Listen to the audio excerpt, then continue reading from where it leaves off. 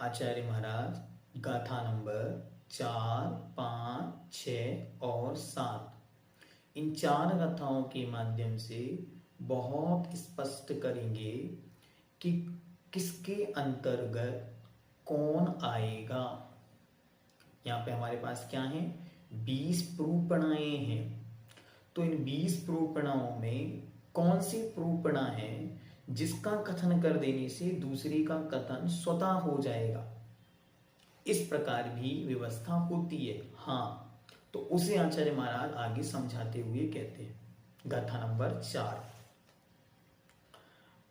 आदेशे संलीना जीवा पज्जति पाण सन्नाओ ओगो बीय भेदे बीसंतु परुवणा भणिदा।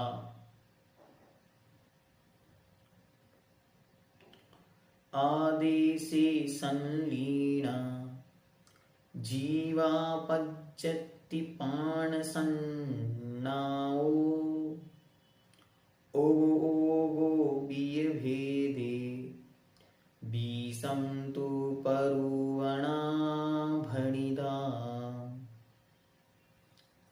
आदेशे संलीना अर्थात आदेश में। आदेश किसे कहते हैं, याद करो, क्या से कहते हैं आदेश, मार्गणा।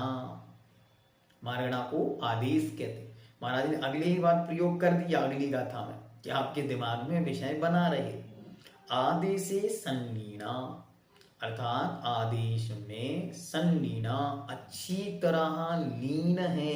लीन है मतलब अंतर्भाव है। किनका, उसके विषय में आगे कहते हैं। किनका है तो कहते हैं जीवा अर्थात जीव समास, पज्जति अर्थात पर्याप्ति, पाण अर्थात प्राण, सन्नाओ अर्थात संज्ञाएं, उपयोगो बीय भेदे उपयोग आदि भेद, बीसंतु परूपणा भणिदा 20 परूपणाएं कही गई हैं। अर्थात जीव समास, पर्याप्ति, प्राण, संज्ञा और उपयोग इन सब भेदों का मार्गणाओं में ही भली प्रकार संलीना अच्छी तरह अंतर्भाव हो जाता है। इसलिए अभेद विवक्षा से गुणस्थान और मार्गणा ये प्रूपणा ही माननी चाहिए। मूल में 2 ही प्रूपणाएं हैं।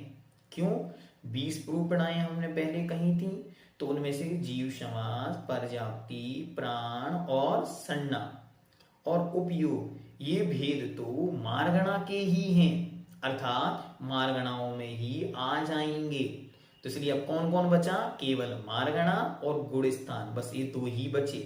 तो आचार्य क्या कहना चाह रहे हैं, आचार्य कह रहे हैं 20 प्रूपणाओं को ना पढ़ के केवल 2 को भी यदि हम समझ जाएंगे तो पूरा ग्रंथ समझ में आ जाएगा।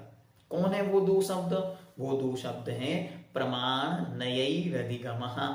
वैसे ही यहाँ पर जीव कांड ग्रंथ में वे 2 शब्द कौन है, गुणस्थान और मार्गणा। तो सबसे पहले आचार्य महाराज कहते हैं मार्गणाओं में जीव समास, पर्याप्ति, प्राण और संज्ञा और उपयोग ये सब समाहित हो जाते हैं। इसलिए 20 प्रूपणाओं के में मात्र 2 ही मुख्य हैं, एक गुणस्थान और एक मार्गणा। अब आचार्य महाराज ने कह तो दिया कि अंतर्भाव हो जाता है। अब प्रश्नकर्ता प्रश्न पूछेगा कि हे भगवान अंतर्भाव हो जाता है ये तो आपने कहा, लेकिन कैसे अंतर्भाव होता है, तो उसे आचार्य महाराज गाथा नंबर 5, 6 और साथ के माध्यम से किसका किसमें अंतर्भाव होता है, इसको आचार्य महाराज लिखते हैं।